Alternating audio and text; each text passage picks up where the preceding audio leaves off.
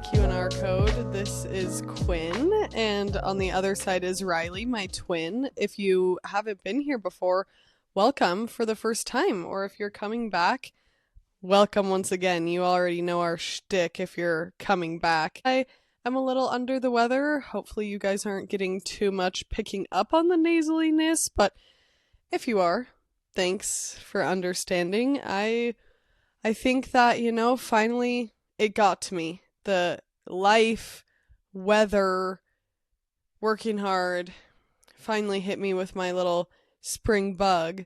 But I'm feeling very much on the uphill now. I also have a bug, but unfortunately that bug is wanting to get a new tattoo. And I don't know why that little insidious thought always has to come for me. Springtime vibes. I guess because maybe your arms are out, your legs are out, you're more like seeing the skin than when I'm bundled up in the winter, but that's really the time that is my preference to get tattooed because you're not also going to the lake, maybe in the river and doing those things as much, which is prohibited with a fresh tattoo, but I'm having the itch to do so, and I'm gonna see you in a month, and so of course I'm thinking, that's an idea, but then we're also gonna be back home, which is like my favorite place to go to, the water. It's a conundrum. I think that's so funny that you have the tattoo bug right at the time that I just yesterday, for the first time, tattooed my brother. We have two brothers. Riley and I are the youngest in our family, and then we have two older brothers. I just tattooed my middle brother for the first time. He has many tattoos, so it was by no means his first experience, but it was my first experience tattooing him, which came out of the blue and was super fun. And I'm ready to tattoo another sibling again, right? So it's the perfect time. Your trip out west is going to be so quick, so I am also not wishing away my time in Charlottesville right now because it is such a lovely time of year, and that springtime energy just keeps flowing, and I am feeling so lucky and inspired, and I'm particularly just a plant girl. I've been a plant girl, but right now, I don't know, something about this current moment in my life, I am really just full on thinking about plants 24/7. I love them so much. I'm so like watching the growth of my house plants, which right now are starting to, a lot of them get some new leaves and some new growth. Then there's the garden, and then there's just everything out in the world around me, and this is part of the probably phone cleanse situation where I am getting out of that space, which is bringing me into the present moment and the world around me and making me so fulfilled and entertained. I love that, and I feel so much right now. I was just thinking, I can't believe that spring and fall are both shoulder seasons because they both come and go so quickly, and I appreciate the spring so much, and I know that there can be annoying things like mud season. That to me is a more frustrating thing about the spring. Allergies, there are things like that, but the way, obviously summer too, the way summer is in bloom and everything, I think is so beautiful. But spring, there are just such unique blooms in spring, and like the trees that bloom in spring, and I love that tulips and daffodils, and right now we have a million grape hyacinth that are the cute little purple ones that are so cute. Like watching everything shake in the wind, I today have spent so much time outside literally just watching the plants and grass and even like my horse's fur and stuff. It's all just shaking in the wind, and what that does for me, I just think it's the most fun, beautiful thing watching the movement of like the plants and animals come, that obviously the animals were already alive. I was going to say coming to life, not the animals resurrecting. But I love seeing all of the beautiful stuff around too, and it just makes me try to feel so present every day because the spring moves so quickly. And spring thing that I got to experience today while I was on the phone with Riley was my first time seeing our resident owl this season. We have a whole owl family on our property, and they're so beautiful. And just, I told Riley, like, there's something so unique about being within the presence of an owl. Like, it just feels so special and magical to me. And I got to watch our owl fly overhead and coast down the driveway a little bit and land in one of our trees. And then I went and hung out with it for a while, just watching it sit there and move its head. And oh gosh, it's so special. So that happened to me, which was such a fun spring thing today. Um, but I'm That's afraid, so special.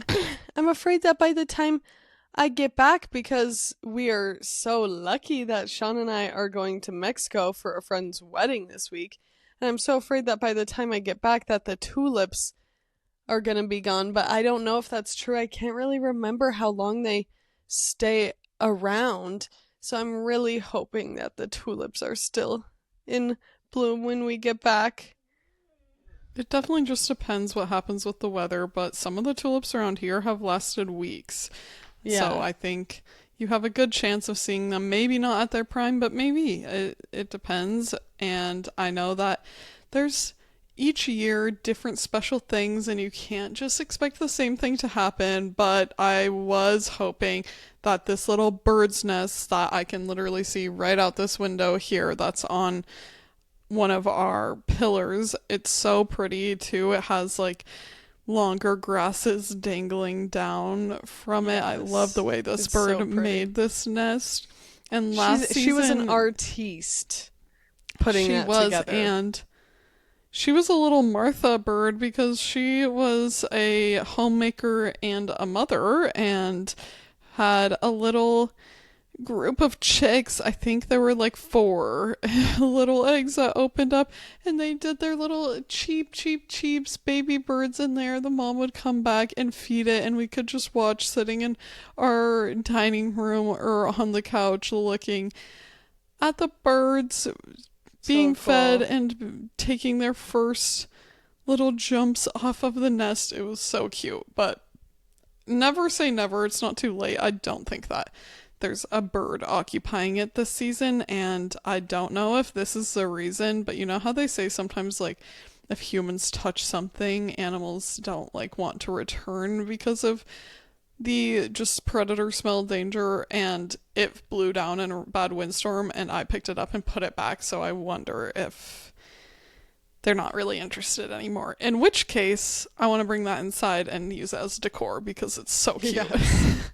Yes, definitely. We don't want you taking that from the birds, but if the birds aren't using it, that is such a special thing to keep around. Our mom has such a cool collection of nests that she has found throughout her life. Again, always abandoned, of course.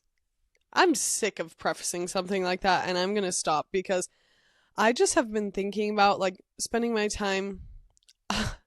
I'm watching Sean call the chickens back into the coop, and they do such a good job. They're just all in a line, so many chickens following him across the yard back to the coop.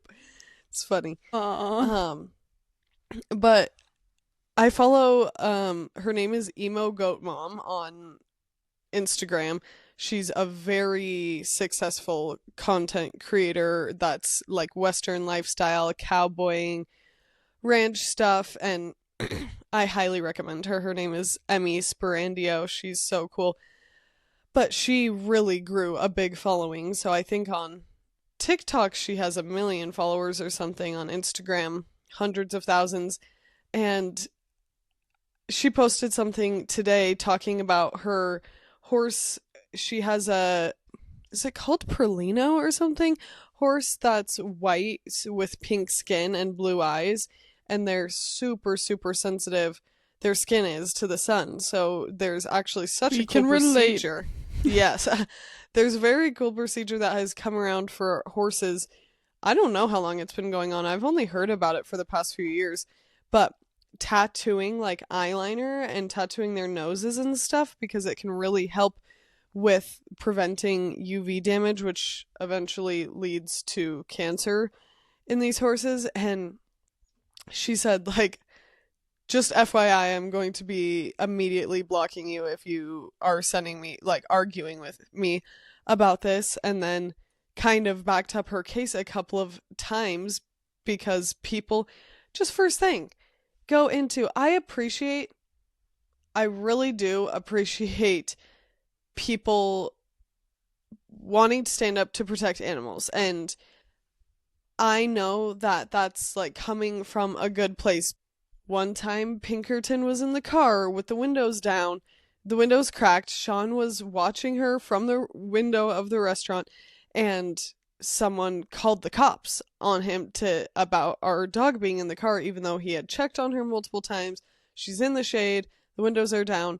So it's like, yes, it's a good intention thing, and I appreciate that people are wanting to check in on the animals, but I just feel like animal people are so often, even the really responsible animal owners that, like Emmy, who I'm talking about on Instagram, has very clearly proven herself as someone that's very capable, good with her animals, educated about caring for her animals, and still people are just like coming at her throat to argue with her about like decisions she's making for her animals. So anyway, going back to the bird's nest, I literally feel like people would be like, "Oh my gosh, you stole that from a bird." And it's like, yes, I do think I would rather have people more on the side of advocating for the animals, and I do give a lot of patience and benefit of the doubt there. But as people who are so thoughtful about animals and about the environment, it's a hard feeling to feel like people are going to see something and just like jump to make an assumption about where you got something or how you did something or whatever. Of course, like you said, it's coming from a good place, but also when we are just so much doing call out culture where it seems like no matter what someone posts, people will just come in with a critical opinion. That's where we are losing the plot a little bit, and not everyone has to do things just like you do them to be valid. I did want to say about Emmy's horse getting tattooed. I thought that was so interesting, and anyone that's touched a horse's nose knows they are so fun and a miracle, and I freaking love their velvety little squishy noses. And I'm so curious about tattooing that, and I wondered if you, as a tattoo artist, were at all like, whoa, what would that be like to tattoo, and like stretching that area and stuff. I don't know how different it is than giving a human tattoo, but it is kind of a trip. What I thought immediately was that makes me want to be able to offer that service. Like, that would be such a cool service to be able to offer. I obviously already know how to tattoo and am very familiar and comfortable around horses. And I think that could be such a cool thing. So it made me feel like, wow, that's maybe something I would pursue learning in the future. But I don't think it would be so crazy to tattoo. I honestly think it still would just feel like skin with how, with the needles. I think it would feel But do you similar, shave but their little noses? I doubt if they shave them, maybe for the longer whiskers they have. I don't know, but it's interesting because they're obviously not healing in a super clean environment. So I would be so curious to learn more about it and what, like, the aftercare. I know that they have to stay out of the sun, which, yes, that is a common thread. Stay out of the sun when you get fresh tattoos. But I'm so curious what the aftercare would look like.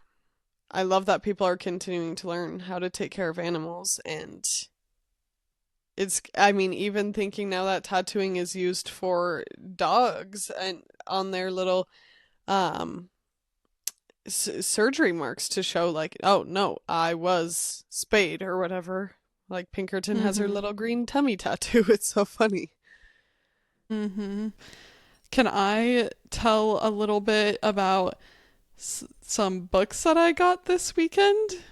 Yes, it was Independent Bookstore Day yesterday, so very on theme. We're going to give you guys just a little bit of a media report. So we have I personally think I have lots of fun stuff to discuss, and I can't wait to hear about what books you picked up. I didn't end up getting a new book, but I will live vicariously through But you. I only didn't yeah, because I ended up in the tattoo studio all day yesterday. I was planning to go to a bookstore, but tell us about it, the right? thing is any day is a great day to go to an independent bookstore, and I think our listeners would probably know what we mean by that, but just to clarify, that would be like a locally owned smaller bookshop rather than, say, your Barnes and Noble or your Amazon, those spaces. And I, for one, have been a lifelong learner of a books or lifelong learner. You know, I'm a lifelong learner. Yes, I'm also a that we have lifelong established.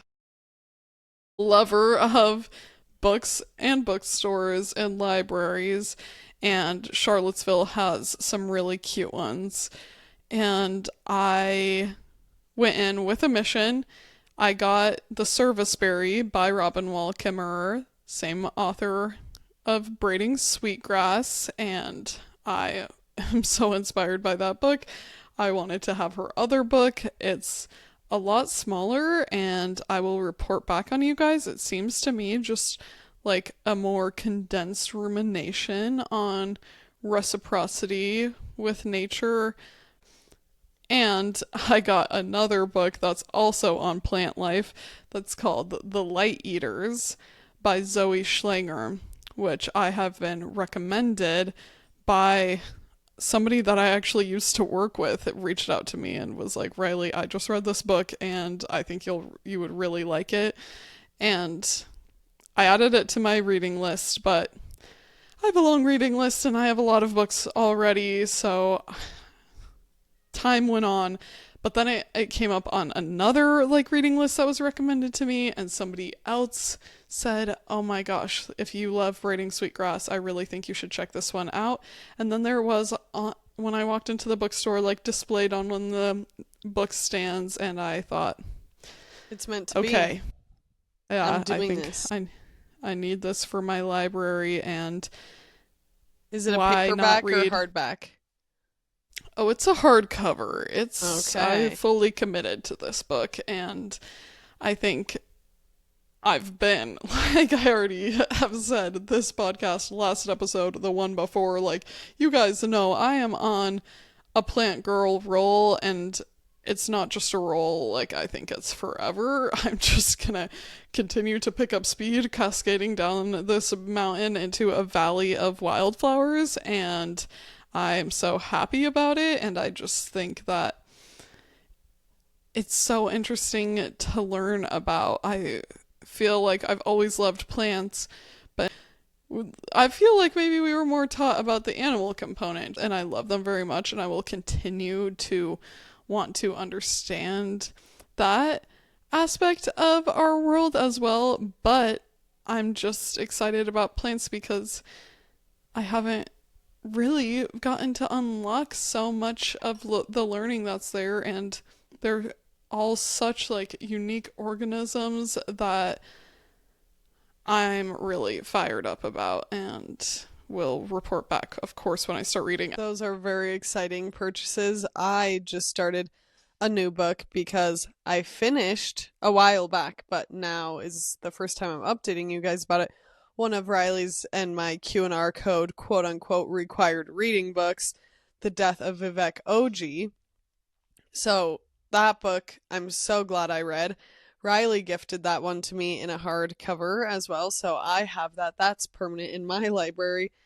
And I'm so glad it is because that was just, if you have been listening to our podcast, that we are really on a roll of trying to diversify our whole lives and headspaces. And I so enjoyed reading this about just a different culture, like African cultures, and I don't want to give, like, there's so much in the book that I don't want to give away because I really think it's worthwhile. And it's a short book, too. I mean, it's not like it's teeny tiny, but it's really short. And there's a spin that happens, and I'm just so happy to read a book about diversity and from a different lens. And it was also cool to read because there are so many like words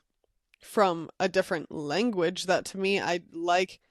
It's fun and challenging to the brain to read a word that is strung together that's not an English word, and that always challenges my brain and is fun for me. But I just picked up no, picked up meaning to read. I have had in my library for almost, I don't know if it's a year, maybe it's just over a year, because best white elephant gift ever, which I might have told the podcast that I got this book, The Demon Copperhead, as a white elephant gift, along with a Stanley water bottle.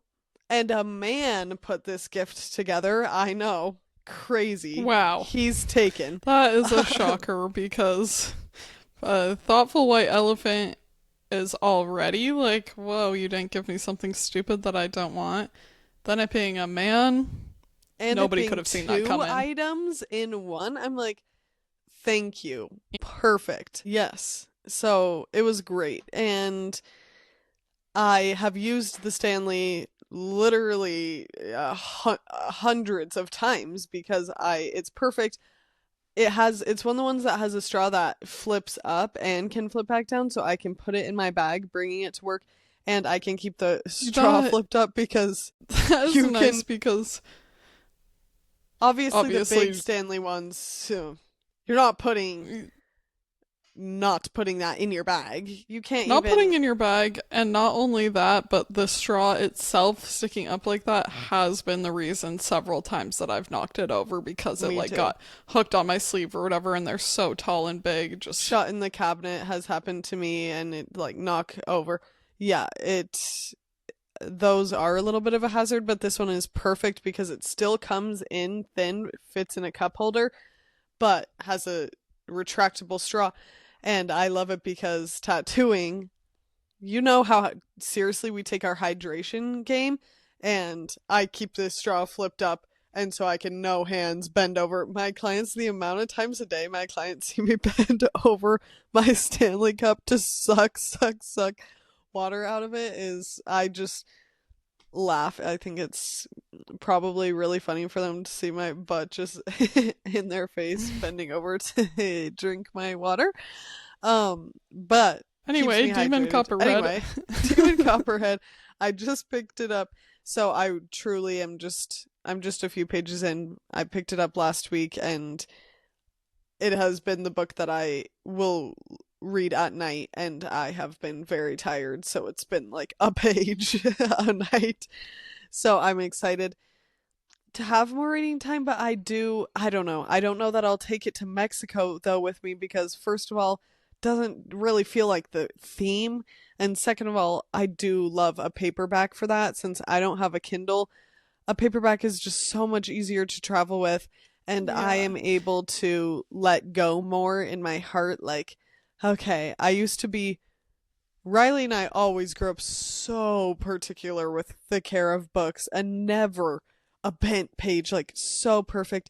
And now I've tried to let go in life a little bit, and if I'm not borrowing the book from someone, especially if it's a paperback, I let myself get it a little more like it's used, especially if I'm Mhm. traveling with it. So I Also, I have, feel like for a situation where you're on a trip with other people and you might be by the pool or on the beach or whatever, you want a book that you can like come in and out of quickly. That's why yes. a beach read is so nice because you can still read, but even if you get like slightly distracted or whatever, I some stories are more like I don't want to be interrupted while I'm reading this, and that's how I feel about the death of Vivek Oji. Like, obviously, you could read that on a trip. I'm not saying you can't, but I would feel more while I was reading that, like, okay, don't talk to me because I'm Yeah. focused, and And it that can be also, hard on that vibe.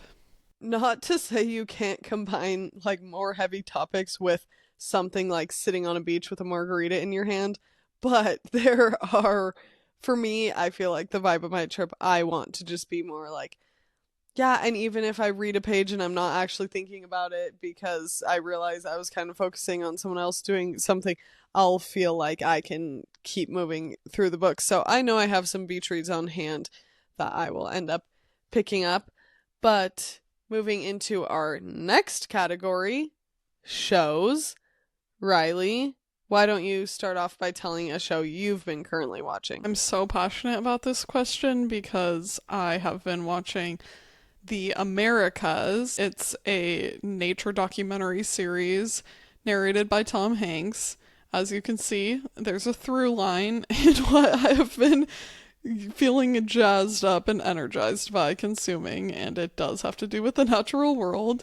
And it has been such a good show so far. I didn't start at one, I started at like the episode that I wanted to watch first, which was the Gulf Coast, and it was very fascinating. I have never wanted to be in Florida more in my life. I believe I, in fact, have specifically spoken against Florida on this podcast, not in a way of any hate. I just am not your most like hot weather, humid girl. That is not the environment I typically find myself drawn towards.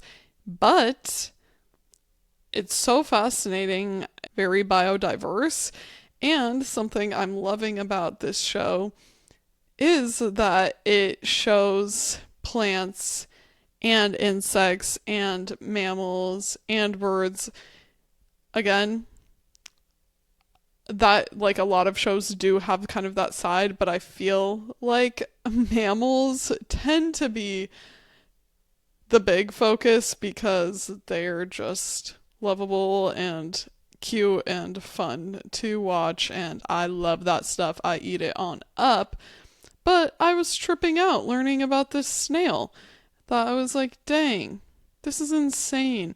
And in another episode, there's a specific type of ant that you get to learn all about, and the videography is just crazy. Like, I was trying to picture the camera that they must have had to put in this like ant colony. I don't know. The footage has just gotten so incredible that that is a very, to me, positive side of technology that you're Yes. like, whoa, this is crazy. Like, it's so trippy, some of the stuff that they film. And I am also wondering how are you in this situation? Wow, it's really cool. I can't wait to keep watching it. It's making me feel so excited and inspired, and I specifically appreciate that it's focusing on the Americas because as things can be a little difficult in our country right now, I think it's a good reminder to me like, oh, we don't have to think of America as our government.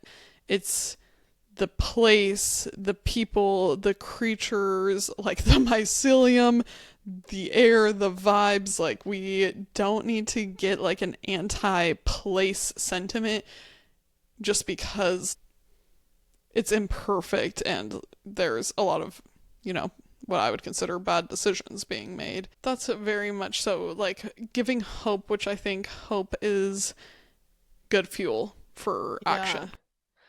I I love that sentiment because I think that I always feel very weird. I totally get and do not blame anyone that's been saying like screw America and obviously other countries feeling that way.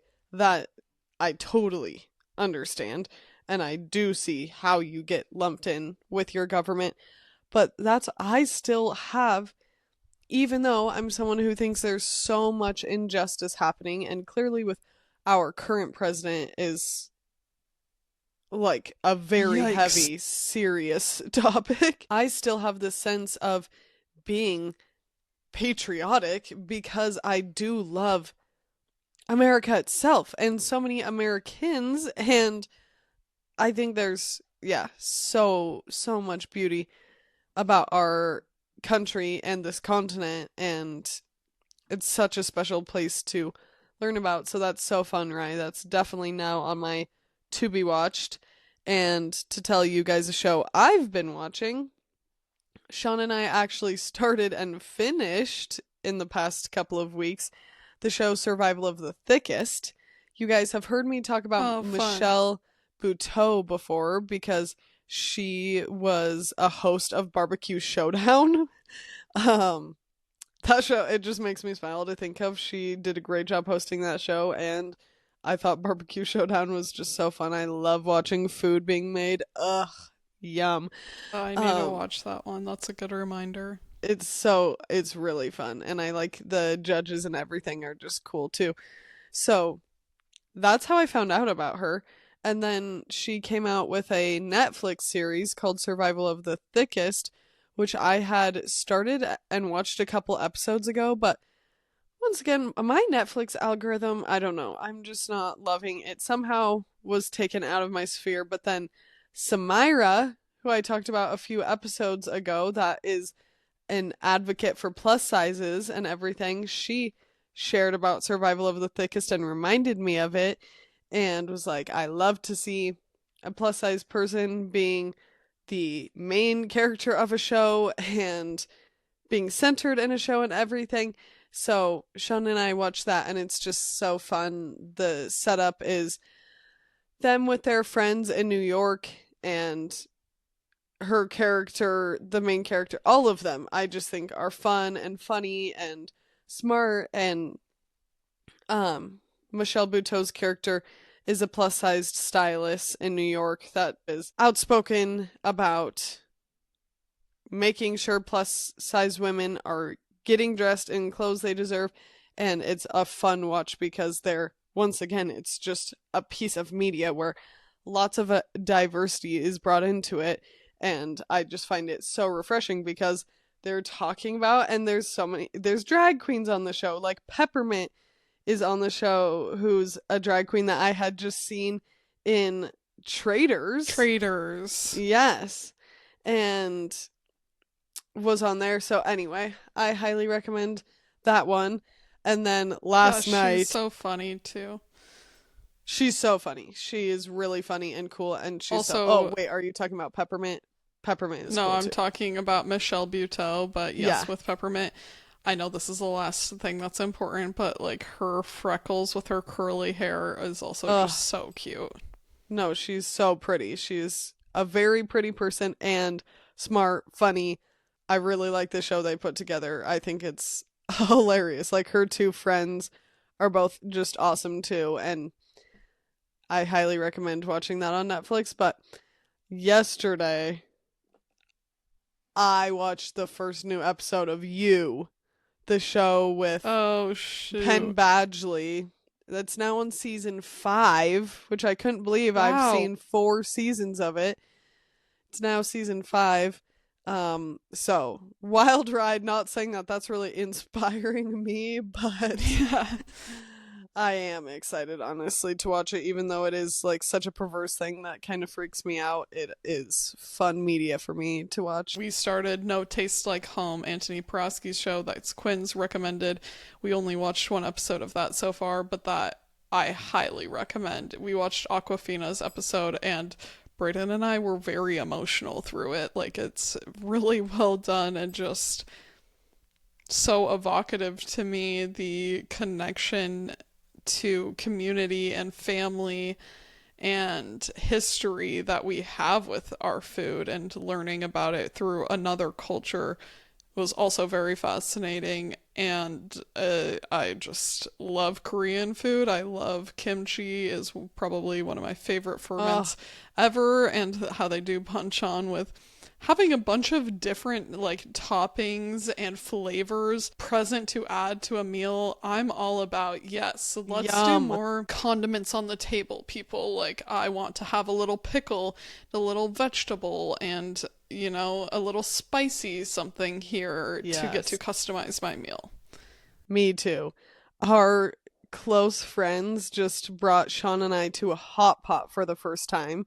We had never been, and that's where you're sitting at the table. I don't know if all of them operate like this. Like, I've only ever been to one, but you have your little bowl that's in a boiler within the table that you're sitting at, and then you get to pick like your meat selection, and you get to pick from a ton of fresh veggies and different proteins and a bunch of different sauces and different toppings.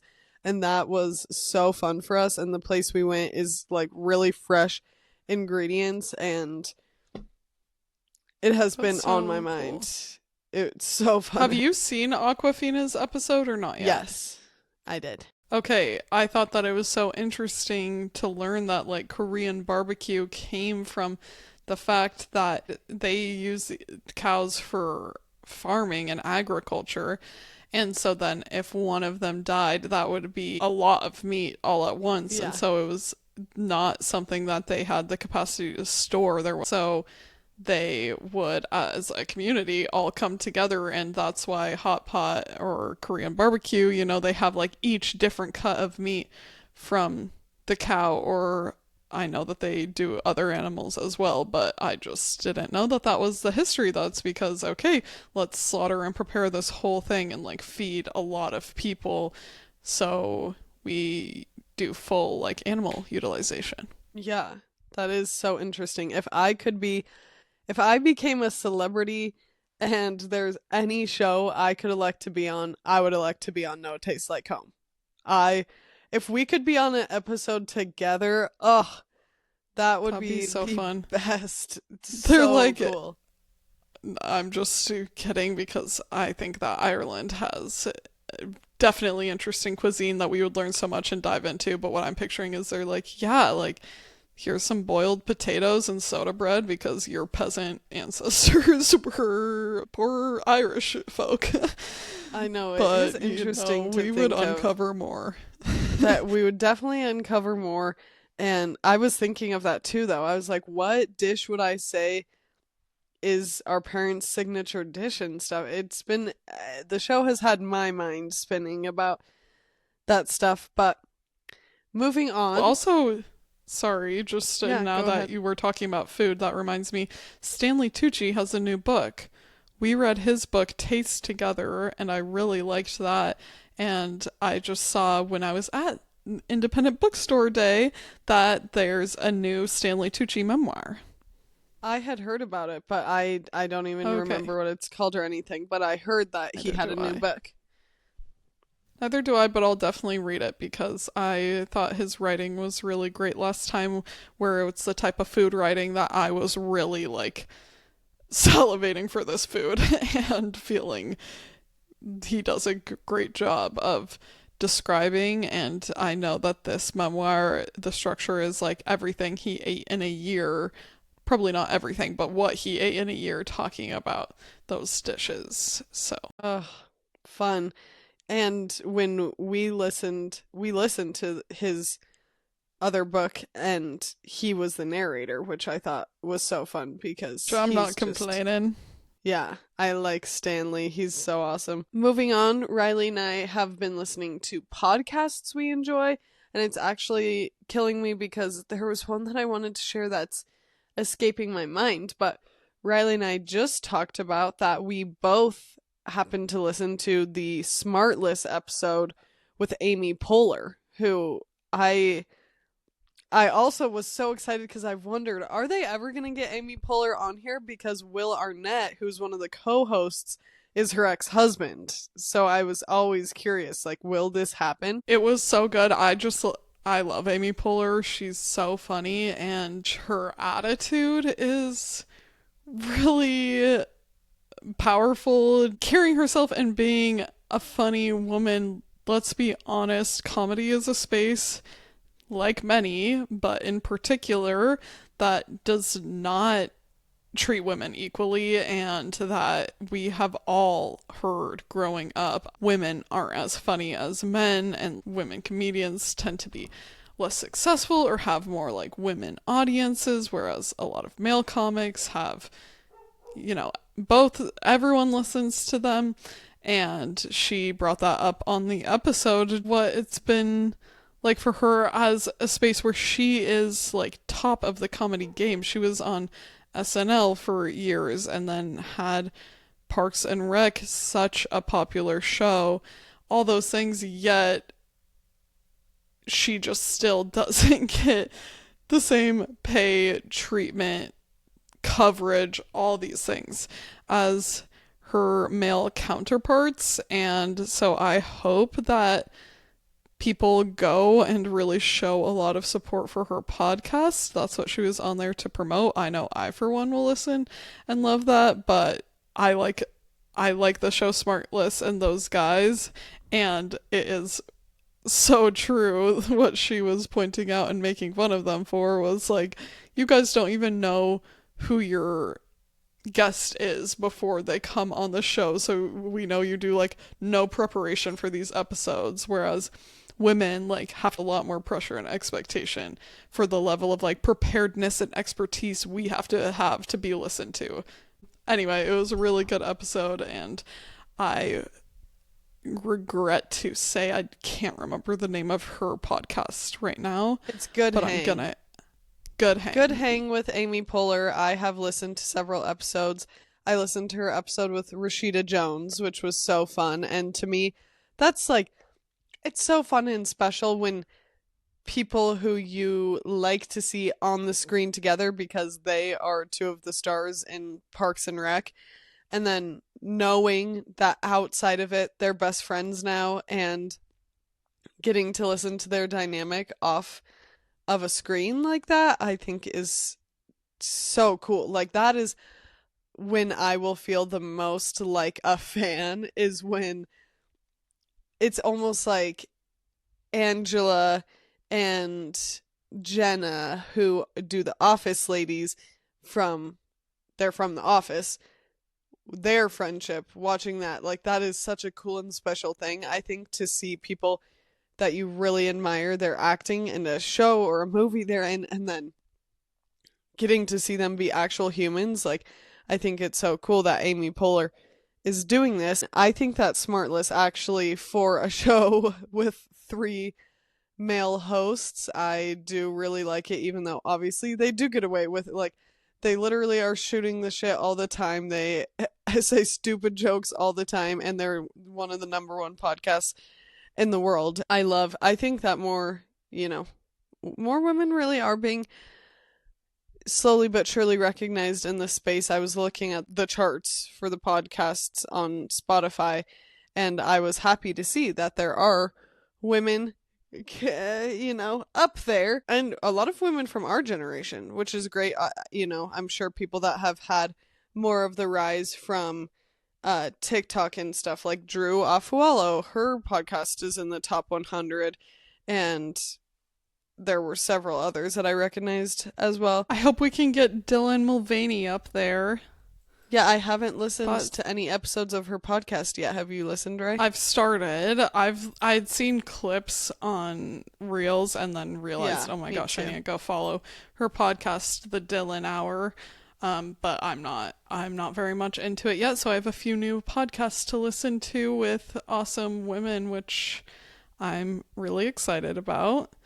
And I do think that it's cool that women are making their way in media despite the fact that there are more barriers there, and particularly people like Drew and like Dylan, that I think they're both great examples of, they are really funny and they're also like really smart and have a super valuable perspective that hasn't always gotten the highlighting that it deserves. Yeah, definitely.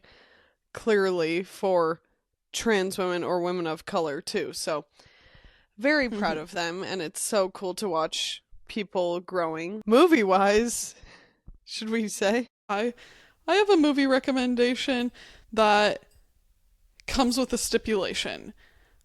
I'm not blown away by Sinners. I went and saw Sinners with Okay, Michael you B. did see Jordan. it.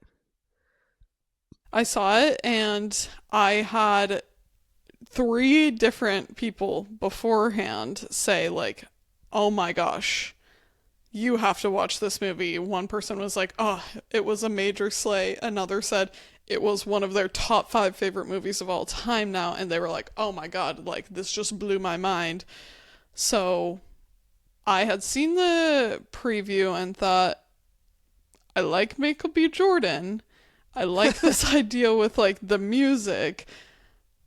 A little unsure if this one's gonna be one for me. And so we went with my mother in law and Braden, and I thought that there were a lot of things to take away from the movie that made it worthwhile. It's probably not one that I really need to see again. I don't think that this is a spoiler because I think that they make it obvious in the previews. Hopefully, this doesn't disappoint anyone to find out, but there's a vampire element to this movie, and I'm just a really tough sell on vampires. I'm not a vampire core girly. I was never part of the Twilight scene, and Am I I thought crazy that that on what's the difference between vampires and zombies? Obviously zombies were dead people, right? That yes, then come back to life so or something and attack, but they're both considered the undead, so they okay. are dead souls that, like, for some reason cannot move on. Same like ghosts, but they're different sorts of beings. Like, zombies are, like, you picture Walking Dead Yes. style, whereas vampires, my Have understanding is, fangs like, and the cause and of bite death people? is. Yeah, and the cause of death is another vampire. Like, if you're bitten by a vampire, you become a vampire. Whereas with zombies, I don't know how they become zombies. So, I don't know, but for me, what they were building up as like really powerful storytelling in the beginning that was super cool and having a lot to do with Black history and just the evolution of music over time, and the idea is like some people have the gift of music that can make like a sound so true that you can transcend time with music, and I thought that aspect was so cool.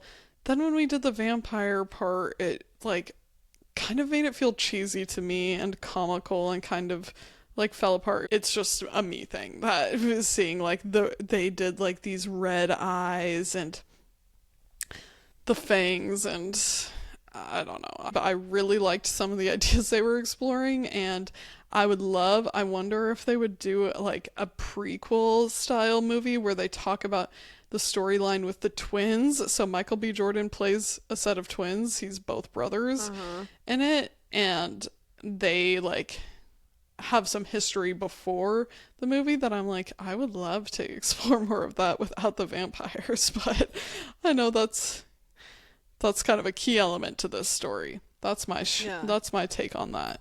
Interesting. I'm interested to watch, and I also have had, I guess maybe with the a new season coming out of it, I've been hearing about The Last of Us very often recently, and I've had some very strong recommendations for The Last of Us, and I know, wait, I think that what they said is that it has zombies. Yeah, that's a zombie situation. So I'm interested in watching that. That's the one with Pedro Pascal. Pascal. Yeah. So I'm interested in watching that. I need to make this note to self because I'm remembering when I'm telling you guys, but when I sit down to turn something on, I'm like, whatever has anyone recommended me? I watched Sing recently, which, speaking of animals and Yes. nature and the circle of life, animals in a You could city, never know what love. it's like. I love, oh, Johnny the gorilla, I am literally in love with. That would have been so my, like, high school crush.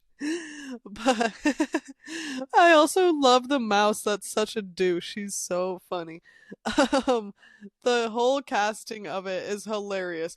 Even the fact the when they're doing the what's it called in a movie where it's a scene of like multiple, oh God, I can't A even explain it. montage. Yes, a montage. Thank you, Riley.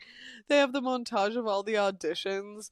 Um I and love even when it it. comes to You're my butterfly, the sugar baby. baby, and it goes to the llama or whatever, that's just like, oh. Even that they cast that animal is so funny. Like, it's that movie is so on point, and I do think Mr. Moon was like, "Are you kidding me? Everyone wants to watch singing." And I was like, period, sir. You had such a good idea for this show because I, at least good singing. Oh my gosh. I mean, the movies I love the most in life, like, comes to mind Burlesque, comes to mind A Star is Born. Movies I love so much. I love amazing singing. And don't be like, oh, what's connecting this is musicals. It's not necessary. It's musicals.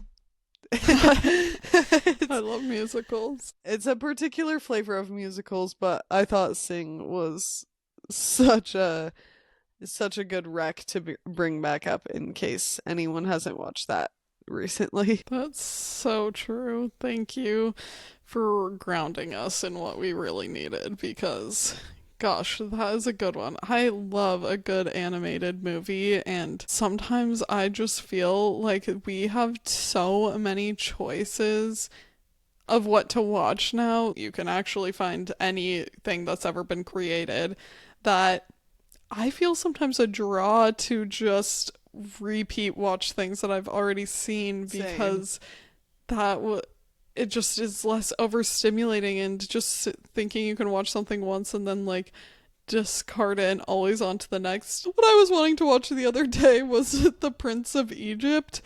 And Brayden could not believe I was in the mood for that. But again, the songs. Have you ever heard the soundtrack to The Prince of Egypt? Yeah, it's so Beautiful. pretty. It's so funny, Riley, because you and I want to.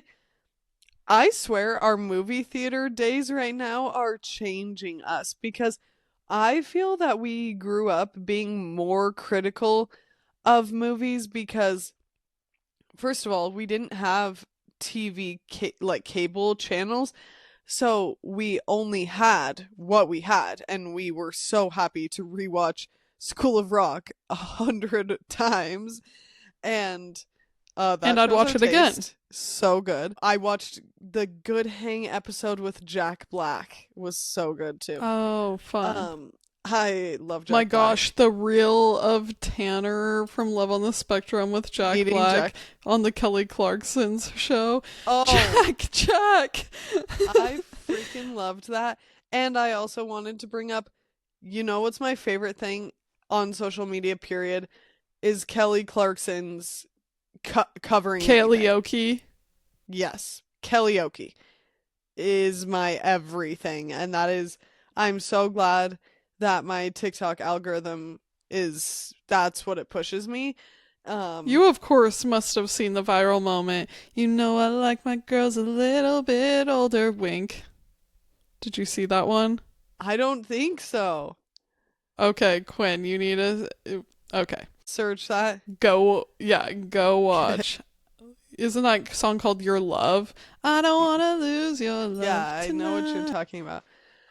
That okay, She she did made that. quite a Twitter on lesbian TikTok. Nice. I just really do feel like we used to be more critical that I am so afraid of being disappointed by a movie. But you and I have been kind of being maniacs about what we've been saying. I've been self-conscious thinking about some of our reviews. Why have we taken it so easy? I don't know. Maybe at the end of the day, like I was just thinking about the fact that we were like, yeah, this last season of Love is Blind was pretty good. I guess I felt entertained for some of it. I really only think that you and I could manage to get through the pods because mom was watching it with us and we were so excited to be with our mom and having girl time. It Yeah. was so painful how many episodes of the pods this last season of Love is Blind. I literally think Love is Blind is some of the most painful TV to watch, but I still somehow have fun. I don't know. Yeah, they spent way too much time in the pods, but I think why I maybe sound like I just skew positive is because the way that I rate things in my brain is comparing it to what it is. Like, I just Yeah. wouldn't, I don't Okay. think that it makes sense to compare. Again, let's bring up with books with a beach read to a like Victorian novel classic to Beach read contemporary. over. so much better. But I'm just saying, like, when you see rate what books okay, so on you're the being scale, I'm like, how am I supposed to rate this against all of other books? So that's not how I think of it. so I think of it like for the media that it is. And for me with a Love is reality show, Blind it's like for versus Love if on I the was going Spectrum. Love is I Blind way prefer 0%. I way prefer Love on the Spectrum. Also, don't ever come back around to me when I was in a phase of a reality TV show or a phone slump phase and be like, well, you said, yeah, well, guess what? Now I'm in my educational content era. Let me be me. Yeah. Yeah, well, I was thinking of our episode about It Ends With Us. Don't go back and listen if you didn't in the first place. Unimportant. I feel afraid to go back and listen. Whatever. I think it's also because now there's been so many opinions about it that it's Way like too so I'm much like discourse. If we yeah, would have so known, we much never would have no. added to No, the. that's the thing. Like, I don't want to be talking about what quite literally everyone else is talking about when it's something that becomes serious like that. And I think at the end of the day, the way you and I rated it, it was like you and I still had fun going to the movie theater to watch it. So that is why for us, I feel like we are taking it so easy because if it is something that it was still like, yeah, we had fun going to the movie theater to watch it, then I still feel like we'll take it pretty easy. I somehow am almost more disappointed if I'm, no, whatever. I'm not finishing that train of thought. But anywho, happy last couple days of April, everybody. We are on to May. Do you know what that means? We are almost halfway through the year. It's crazy. Um, it's Can we flying just say by. we're a third of the way through the year? Jeez. Okay. Oh God, I'm so sick. Take an ibuprofen. Enjoy the rest of your day. Thanks for listening, and let us know if there's like a TV media recommend that you have at our Instagram at the Q&R code or personals at Quinn Liliestrom and at Riley Liliestrom. Watch us on YouTube if you so desire. And until we talk to you next week, I just hope that you have an absolutely beautiful day, whatever time of the year this is coming to you. And tell me what's going on with your nature, because I want to know. Yeah, I love when people post just stories of nature and animals. So if you're one of those people, keep it up. Also, if you Bless try you. searching us on YouTube and you can't find us, unfortunately, it's very hard to find us right now. So you can always look. First of all, we link our episodes every Tuesday, and we have a link in our bio, and you can type in youtube.com/at the Q&R code, and it will lead to us. So Good hack. right now, while we don't have a lot When of we're little visibility, guys, we're just yeah, little. they don't have a great It's SEO really hard. yet, You but search the Q&R code, and it's just everything about QR codes. So, um, please follow us, subscribe to us, and thank you for helping us build our podcast. It can be, a little bit. Riley and I just think about the fact that right now we have such a sweet little homey small podcast, and we're so grateful for all of you that continue to support us and are enthusiastic about us. So happy last week of April, and we will talk to you guys in May. Bye.